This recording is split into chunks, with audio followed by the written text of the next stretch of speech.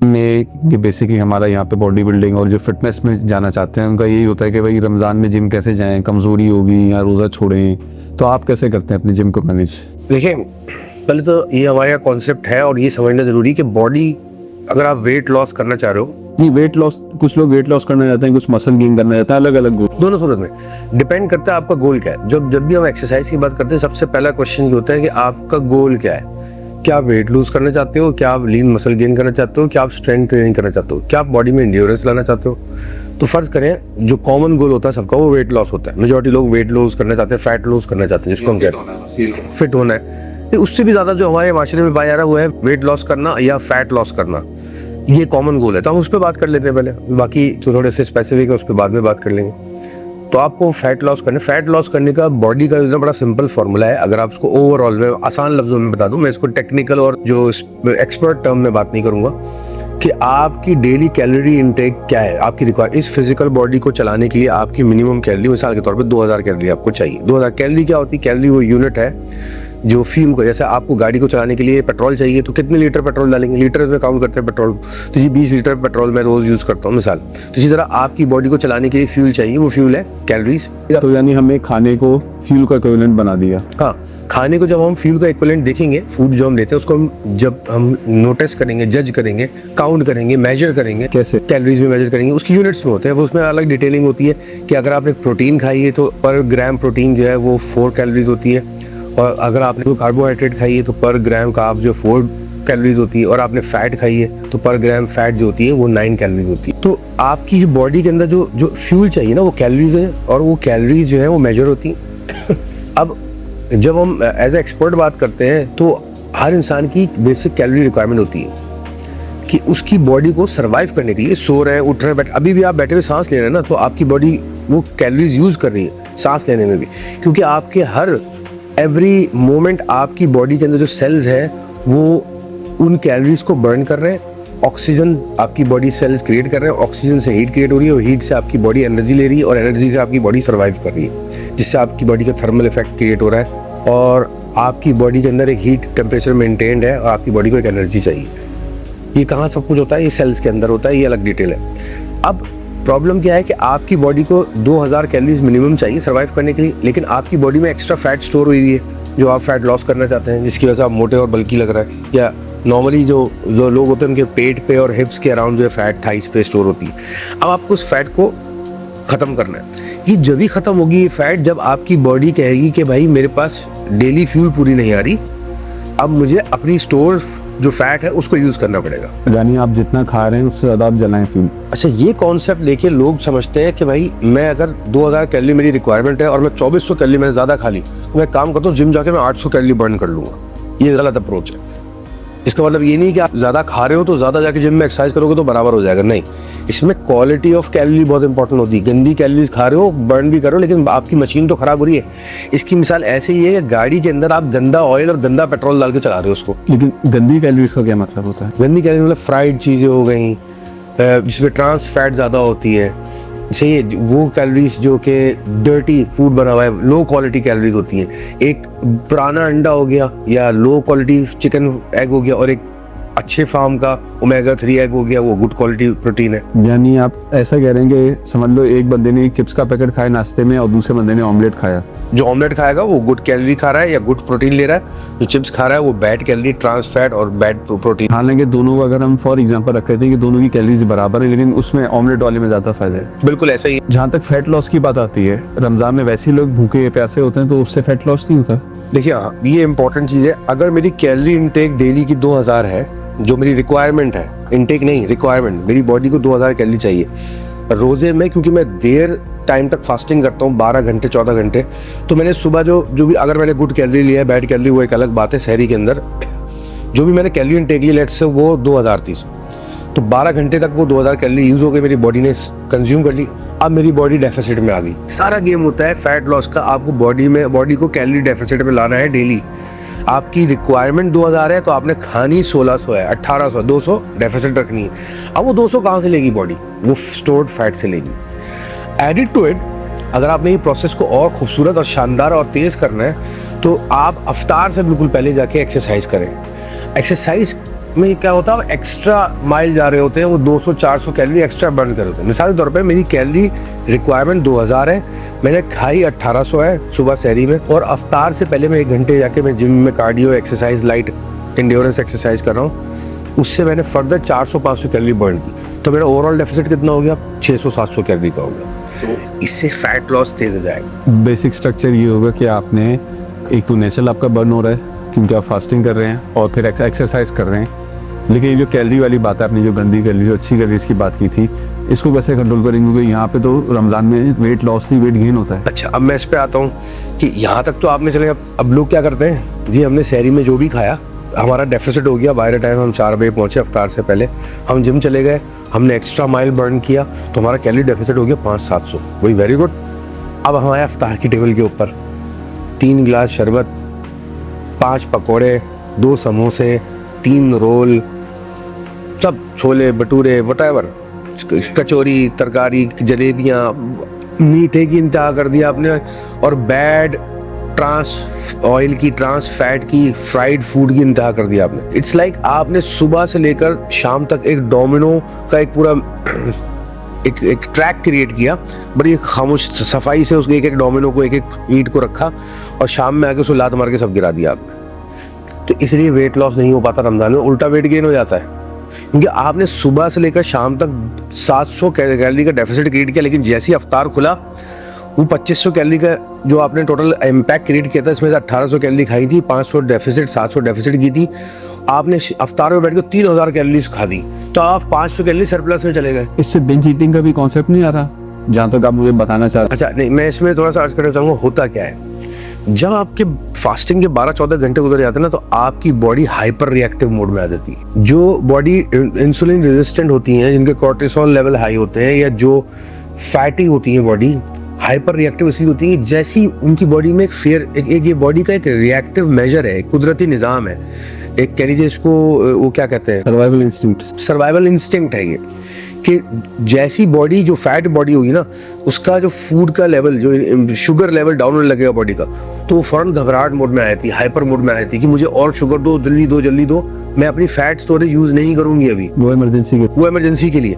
अच्छा, जैसे आप उस टाइम जोन को क्रॉस करते हो ना, जिसमें आप बॉडी को ये रियलाइज कराते हो कि नहीं, शुगर लेवल को आप फैट से लेना शुरू करो, तो इनिशियली जब हाइपर मोड में आती है तो बॉडी ब्लड प्रेशर डाउन होने लग जाता है, आप निढाल होने लग जाते हो, देखा आपने 4 से 5 बजे ये वो मोड होता है। लेकिन जब आप उसको 4 से 5 क्रॉस कर गए, अफ्तारी का टाइम भी फर्ज करे, आपने खजूर से अफ्तारी खोली और फिर क्रॉस कर गए उस टाइम, फिर आपकी बॉडी क्रेव नहीं करेगी, फिर हाइपर रिएक्टिव नहीं होगी, फिर वो स्टेबल अपनी फैट्स से एनर्जी लेना शुरू कर देगी। तो हम जब अफ्तार खोल रहे होते हैं तो हम उस हाइपर रिएक्टिव मोड में होते हैं, तो जैसे ही अफ्तार खुलता है तो हम आउट ऑफ कंट्रोल हो जाते हैं। आपको उस वक्त थोड़ा सा सेंसिबल बिहेव करना है, अपने आप को रेजिस्ट करना है। अगर आपने उस वक्त खाने को कंट्रोल कर लिया, गुड कैलोरीज ले ली, फ्रूट चाट खा लीजिए, गुड है, हेल्दी फूड खा लीजिए, योगर्ट अच्छी चीज़ होती है, दही बड़े फ्राइड उसमें मार्च के होते हैं, वो मैं रेकमेंड नहीं करूँगा, दही अच्छी चीज़ होती है, ग्रीक योगर्ट है, अगर नॉर्मल प्लेन योगर्ट है, और लिक्विड अच्छा नहीं, आप पानी लें, ये शरबत वगैरह मीठे इसमें चीनियाँ घोल के नहीं, जलेबियाँ नहीं, फ्राइड चीज़ें नहीं, आप एयर फ्रायर पे यूज़ कर सकते हैं, ग्रिल चीज़ें खा सकते हैं। फिर लोग यही बोलेंगे कि इफ्तार में कुछ खाने के लिए आपने छोड़ा ही नहीं। यार ये मैं बड़ा कॉमन सुनता हूँ जब भी मैं जाता हूँ, जब से फिटनेस एक्सपर्टीज हासिल की है उसके बाद से, तो हर कोई सवाल करता है जब भी इफ्तार में जा रहा हूँ, कहीं भी जा रहा हूँ, कि भाई ये, तो उनको समझाता हूँ कि भाई ये हमारा एक लॉन्ग प्रिवेलिंग कल्चर है पाकिस्तान का, इंडिया का, इन कंट्रीज़ का, कि हम लोगों को अफ्तारी में, मैंने लोगों को बोलते हुए सुना है इसी रमज़ान में, अरे अफ्तारी में पकौड़े ना हो तो फिर अफ्तारी क्या हुई, अफ्तारी में पेप्सी ना हो तो कैसे खाना हजम नहीं होगा, शरबत ना हो तो अफ्तारी क्या हुई। भाई ये आपने माइंडसेट बना लिया है। अच्छा, फिर अगर आप इस माइंडसेट से जीना चाहते हो, ठीक है, जियो, फिर वो ख्वाब मत देखो कि मेरी स्लिम और फिट बॉडी होगी, मैं फैट लूज करूंगा या फैट लूज करूंगी। ये सब खवातीन में बहुत ज्यादा है। और एक दूसरा बड़ा एस्पेक्ट ये है कि हम ग्रे और डार्क एरिया में बहुत ज्यादा रहते हैं, हम वो चीजें काउंट ही नहीं करते जो हम बेध्यानी में खा जाते हैं। अरे मैं तो कुछ खाता ही नहीं, मैं तो कुछ खाती ही नहीं पूरे हफ्ते, फिर मेरा वेट कैसे प्रोफेसर साहब कम नहीं होता। जब मैं उनसे पूछता हूँ आपने क्या क्या खाया, ये खाया, फिर भी वेट, वो जो 1 चमचा केक आपने चखा था, वो एक नहीं होता, वो मैंने ये स्टडी भी देखी है, जब लोगों को एक्चुअल फॉलो करते हैं ना, तो 1 चमचा नहीं, असल में 10 चमचा होता है। वो 1 चमचा एक दिन चखा, 1 चमचा एक दिन, वो क्यूमुलेटिव हफ्ते का तो 10 चमचे हो गया, या 5 हो गया, या 2 हो गया। और सिर्फ वो 1 चमचा केक का नहीं, वो एक चमचा केक का, वो आधा चमचा आपने ऑयल में डूबा हुआ अचार अपने दाल चावल में डाला, वो 4 तले हुए पापड़ आपने खा लिए, सही है जी। वो बच्चे को खिलाते खिलाते एक चमचा आपने बर्गर का, एक बाइट पिज़्ज़े का ले लिया, एक बाइट बर्गर का ले लिया, वो मीठे का एक निवाला चख लिया, वो गाजर का एक चमचे का हलवा, वो एक जलेबी का बाइट, ये सारा जमा होके वो आपका वेट लूज नहीं होने देता। यही गलत फहमी में आप जिंदा है। लेकिन ये भाई इतना मुश्किल, सारी कैलोरीज गिनो, याद करो, कोई क्या थे मुश्किल नहीं। ये नहीं, यहाँ पे लोग जवाब नहीं होता, कोई टोटका बता देना, कोई लाइफ है, कोई ऐसा शॉर्टकट के बस कोई ऐसी चीज खाऊं मैं वेट ऐसे चर्बी पिघल जाए। नहीं, अब खुलती है दुकान, अब खुलती दुकान, ग्रीन टी के पत्तों की दुकान, मोरिंगा का पाउडर कौन सा आता है वो, उसकी दुकान, और टैबलेट्स की दुकान, डिटॉक्स के पानी की दुकान, और ये चूरन, वो हाँ बेल्टों की दुकान। भाई इतना इजी है कि बेल्ट पहन लूँ तो मेरा पेट कम हो जाएगा, मेरा वेट कम हो जाएगा। इतना इजी है कि मैं अचार, पापड़, दही, आइसक्रीम, मीठे, केक, कोल्ड ड्रिंक, ये सब खाने के बाद में एक बेल्ट पहन लूँ, वेट कम हो जाएगा। तो वो जो जिम में जाके मेहनत कर रहे हैं, जो फिट लोग हैं, वो कौन है? वो ये सब क्यों नहीं कर रहे? अरे ग्रीन टी के 4 मग्गे में रोज़ पी लूँ तो मेरा वेट कम हो जाएगा। ये ख़वातीन में बड़ी बीमारी है। ये इस गलत फहमी से ख़वातीन बाहर आए कि 4 मग्गे ग्रीन टी पीने से जो है आपका वेट लॉस हो जाता है। मैं पहले क्लियर कर दूँ कि ग्रीन टी में प्रॉब्लम क्या है। आप जब कोई भी चीज़, ग्रीन टी बेसिकली वो जो पत्ता आप डालते हैं ना, उससे आपका वेट कम नहीं होता। उसमें ऐसे इंग्रेडिएंट्स नहीं होते कि खास जो आपका वेट लॉस में सपोर्ट करते हो, थोड़ा बहुत कर भी देते होंगे। मेजर फैक्टर होता है वो तो आप गर्म पानी पी रहे हैं। चाइनीज़ को देखा है आपने, जापानीज़ को देखा है, वहीं से निकला ना ये प्रॉब्लम, ये आदत जो है कि ग्रीन टी के पत्ते डाल के वो पीते रहते हैं। उनकी हेल्थ इसलिए अच्छी रहती है, उनकी फैट बर्न इसलिए होती है, वो गर्म पानी पीते हैं, बॉडी को वार्म रखता है, फैट बर्निंग कांस्टेंट होती रहती है। बॉडी टेम्परेचर हाई होगा, बॉडी को एनर्जी ज़्यादा चाहिए होगी, फैट बर्न करती रहेगी बॉडी। वो गर्म पानी में पूरे दिन कितना पीऊँगा प्लेन, तो उसको फ्लेवरिंग के लिए मैं क्या करता हूँ, मैं चंद पत्ते डाल देता हूँ खुशबू के लिए, वो ग्रीन टी और चाइनीज़ टी। अब यहाँ पे लोग समझते हैं, हाँ वो इल्म की कमी है ना। नहीं, लेकिन यहाँ पे लोग वो भी तो पीते हैं, हमारे चाय कितनी कॉमन है। ये उल्टी बीमारी है जो आप जो दूध वाली चाय पीते हैं, दूध पत्ती चाय। मैं कह रहा हूँ भाई, मैं क्या बोलूँ, मैं बोलूँ ये लोगों की बेहतरी के लिए 1 कप पी लें, लेकिन नहीं, ये लैक्टोज इंटॉलरेंसी क्रिएट करती है, एसिडिटी क्रिएट करती है, आपके डाइजेस्टिव सिस्टम को, कह लीजिए आप अपने डाइजेस्टिव सिस्टम में कीचड़ डाल रहे हैं और वो क्या काम करेगी। आप अपने टॉयलेट के अंदर लाके बाहर गटर का गंदगी सारी लाके वो टॉयलेट के अंदर डाल दें अपने, तो वो टॉयलेट का काम है चीज़ को फ्लश करना, साफ आपके वेस्ट को हैंडल करना। तो आपने ऑलरेडी हाउस पे लाके वेस्ट डाल दिया बाहर से, तो अब ये चाय पीना ऐसे ही है। ब्लैक टी पी लें आप, जो ओरिजिनल दुनिया में तो ब्लैक। चीनी भी तो इतनी डालते हैं उसमें मीठा करके। हाँ, अब आप चीनी पे आ जाए। सबसे बड़ी दुश्मन वेट लॉस की जो है वो मीठा, सबसे बड़ा दुश्मन। मैं कह रहा हूँ चलें, आपने बैड कैलोरी भी खा ली, बैड प्रोटीन ले ली, कोई बात नहीं, लो क्वालिटी प्रोटीन ले ली, कोई बात नहीं, आप अफोर्ड नहीं कर सकते हाई क्वालिटी प्रोटीन। लेकिन आप जितने भी अमीर, जितने भी गरीब है ना, उसमें आप ये चूज तो कर सकते हैं कि मैं तला हुआ खाऊंगा या ग्रिल्ड खाऊंगा, या मैं कम ऑयल वाला खाऊंगा, ज़्यादा ऑयल वाला खाऊंगा, मैं क्या चीज़ खाऊंगा। और कहते हैं गरीब का तो खाना शुगर चीनी होता है, क्योंकि उसको एनर्जी सोर्स में। बड़े लोग मुझसे आर्ग्यूमेंट करते हैं, मुझे दलीलें देते हैं, लेकिन ये मजदूर बहुत दिन मेहनत करता है, उसके बाद तो खाने को कुछ होता नहीं, वो जी चीनी ज़्यादा चाय में डाल के पीता है, उससे उसको एनर्जी मिल जाती है। मान लिया आपकी बात, लेकिन वो जो एनर्जी मिल रही है ना, उसको 5 से 7 साल के अंदर, 5 साल के अंदर उसको शुगर कर देती, डायबिटिक कर देती है, क्योंकि आपका इंसुलिन पागल हो चुका होता है, इंसुलिन रेजिस्टेंस पागल हो चुकी होती है, आपकी बॉडी जो है वो नहीं सस्टेन कर पाती। फिर जो आप उसके बाद कार्बोनेटेड ड्रिंक्स पी रहे हैं, कॉमन है, शादी में जाएं, किसी दावत में जाएं, किसी घर में जाएं, मेहमान वो आपको खुशी से प्रेजेंट करते हैं कि आप मेहमान नवाजी है हमारे यहाँ का, चीनी से भरा गिलास आपको प्रेजेंट करना, और आपको शुगर की। मैं इसको ऐसे देखता हूँ, इट्स लाइक मैं किसी घर गया हूँ और मुझे कोल्ड ड्रिंक प्रेजेंट कर रहा है, तो वो कह रहा है अच्छा तुम मेरे घर आए हो, अब तो तुम्हें शुगर करके ही भेजूंगा मैं। देखिए यार, हमने अपनी तबाहियाँ बचाई। Ramzan is very good opportunity कि 1 महीना आपके पास एक गोल्डन विंडो होता है पूरे साल में कि आप अपनी बॉडी की फैट लॉस कर सकते हैं, आप बॉडी को कैलोरी डेफिसिट में ले जा सकते हैं, उस डेफिशिएंसी से फ़ायदा उठा के आप वेट लॉस कर सकते हैं क्विकली। अब मैं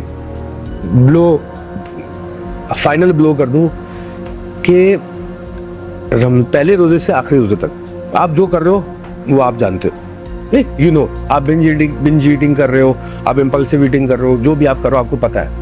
1 चमचा भी आपने केक का खाया वो आपको पता है, छोड़ दे, फॉरगेट इट। दूसरों को बोलने से मैं तो कुछ खाता नहीं हूँ, फिर भी पता नहीं मेरा वेट कम नहीं होता, मैं तो कुछ खाती नहीं हूँ, फॉरगेट इट।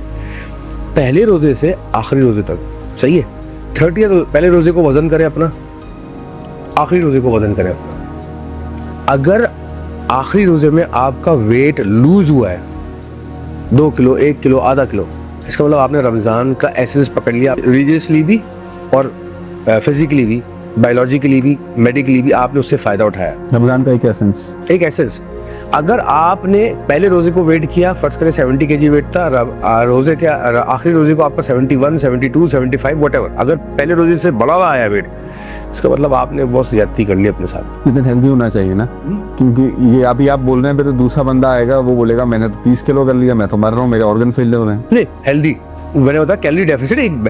अच्छा, ये भी माइंड सेट क्लियर कर लें, कैलोरी डेफिसिट का मतलब नहीं कि मैं एक ही दिन में अगर मैं 5000 कैलोरी डेफिसिट क्रिएट कर दूं तो मेरा एक दिन में 5 किलो वेट गिर जाएगा। Not a sensible approach. ये बॉडी एक लिविंग ऑर्गेनिज्म है, इसका कंटिन्यूस प्रोसेस है। ये आहिस्ता आहिस्ता आहिस्ता आहिस्ता वेट लूज करती है एक प्रोसेस के जरिए। फॉर्मूला के मतलब ये नहीं कि अच्छा मेरी डेली कैलोरी इनटेक 2000 है, मैं काम करता हूँ 3 दिन तक खाना नहीं खाता, मैं -7000 कैलोरीज डेफिसिट क्रिएट कर देता हूँ तो 3 दिन में मेरा वेट बड़ा ज़बरदस्त गिर जाएगा। लेकिन उसके साथ जो आपकी न्यूट्रिशन डेफिशिएंसी होगी, जो आपके माइक्रोज डिस्टर्ब होंगे, आपके मिनरल्स डिस्टर्ब होंगे, आपके वाइटामिन्स बॉडी में डिस्टर्ब होंगे, आपकी स्किन डैमेज होगी, आपकी एजिंग तेज हो जाएगी, आपके ऑर्गन्स डिस्टर्ब डैमेज होंगे, उनमें फेलियर आ सकता है, क्योंकि इन ऑर्गन्स को मिनरल्स और वाइटामिन्स चाहिए रन करने के लिए। अगर फेफड़ों को सही ऑक्सीजन नहीं मिल रही, ऑक्सीजन डेफिशिएंसी हो गई उनके अंदर, तो वो उनकी जो कैपिलरीज है वो डिस्ट्रॉय हो जाएंगी। विटामिन सी नहीं मिल रहा तो स्किन पे इफेक्ट आएगा, और कैल्शियम नहीं मिल रहा तो बोन के अंदर ऑस्टियोपोरोसिस शुरू हो जाएगा।